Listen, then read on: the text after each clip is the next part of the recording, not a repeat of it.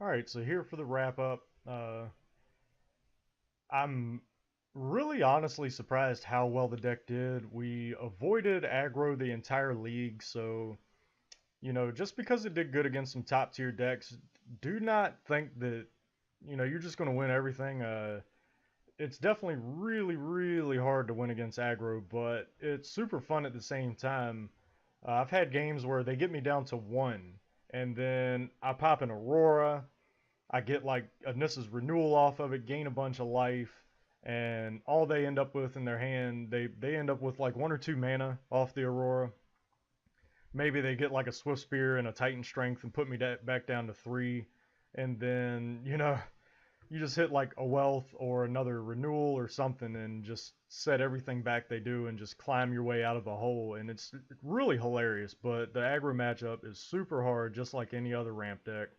Uh, I'm really thinking the Oblivion Swords were great, and I think I was wrong to say that when you bring in Sower, you should bring out Aurora, but because you can just keep Sowering, even if you don't. Maybe the right play is the first couple Sowers, you just exile their lands and don't play them, so they stay exiled, and then you can pop an Aurora, and if you hit another Sower, basically you just want to have Wealth in hand or have played Wealth already. If you pull the lands off Sower, maybe you just want to do it for huge, huge value. Like after you've Wealth for 15, hit like 8 land, then maybe you play Sower, take some land, hit a bigger Wealth next time. Or if Sower is your play previous to playing Wealth, maybe you take the land. But maybe outside of that, maybe you just want to Sower Great Aurora, Sower over and over again with Aurora, and just exile more of their stuff, because I kind of forget that half the point of this deck is milling them off. Just taking their resources away, not allowing them to use them, making them miss land drops, stuff like that. So maybe you do not want to take the early lands off Sower. And it's really just subjective as well. Because if you can take one land and play an additional spell, then obviously you just have to do it.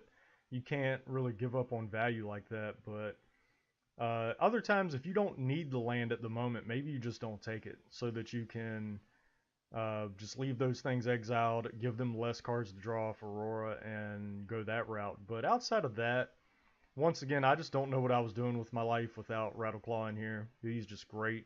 Jotty, I'm kind of wondering if Jotty should be embodiment of Spring main board and Jotty in the sideboard, or maybe embodiment of Spring in the side. One way or another. Since we already have this blue, it would maybe we can up our blue count, and it would allow us to have better ramp spells.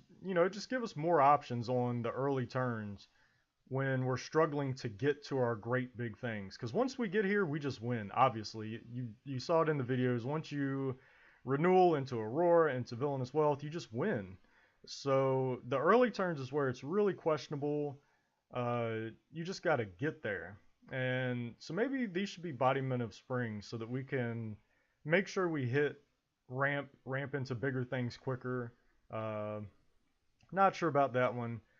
I've got some pretty good ideas about putting Ulamog in here, but then it's just another Ulamog deck, and you might as well take the Wealth out. I don't know. But I've got some ideas of just main boarding Sower, main boarding some Ulamog. It seems like the deck would be 100 times better if I main board those things, because then we're not just. I mean, right now our way to win is Wealth in game one, which we did. We won game one every time except for against Four Color Rally. So our game one isn't terrible, but it would just give us more ways to win, more ways to douche them over. Especially Ulamog comboing with Great Aurora. Especially if you can float your mana, you can drop an Ulamog one turn, attack with him, trigger, and then you can Great Aurora, floating all your mana, get all your mana back, play another Ulamog, exile more stuff, and have a blocker for their reset board that they'll just be setting up on again. So he has a decent combo with Aurora, and it's just more a question what you take out. Maybe we don't have 6 of these 3 and 4 drop ramp spells or something, but At any rate, there's some pretty good ideas I have for continuing on with the deck, and I hope to bring those to you next week. So be sure and like this and subscribe so that you can make sure to see those videos, and thanks for watching.